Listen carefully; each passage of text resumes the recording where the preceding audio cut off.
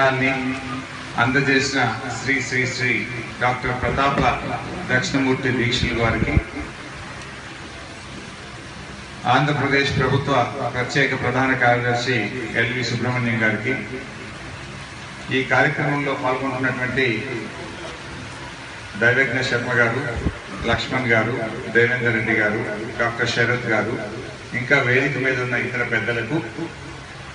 నాగమారుతి శర్మ గారు, జిల్లా జడ్జి గారికి, ఈ కార్యక్రమంలో పాల్గొంటున్నటువంటి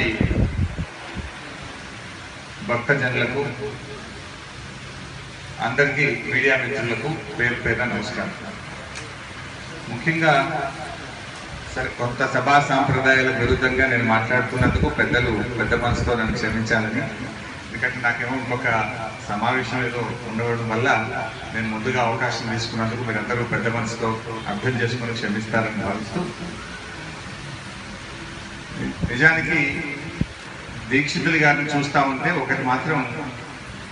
నాకు బాగా అర్థమైంది. ఏంటంటే వారు ఇంత గొప్ప వేద పండితులు నేను ప్రాతినిధ్యం వహిస్తున్నటువంటి మెదక్ జిల్లాలో ఉండి వారికి ఎటువంటి, అంటే జనరల్గానే మనం ఏమంటే స్వాములంటేనే చాలా గొప్ప పేరు ప్రఖ్యాతి సమాజంలో అందరికీ తెలియడం చూశాం, కానీ ఇంత గొప్ప వేద పండితులు ప్రజ్ఞావంతులు ఇంత గొప్ప మనిషి ఈ జిల్లాలో ఉండి కనీసం మాలాంటి వాళ్ళకి నాలాంటి వారికి చాలా మందికి తెలియకుండా ఉన్నారంటేనే వారి నిరాడంబరత్వం ఎంత స్పష్టంగా కనబడుతుందో మనకు అర్థమవుతాం. వారు మెదక్ జిల్లా కోహిర్ ప్రాంతంలో ఉంటూ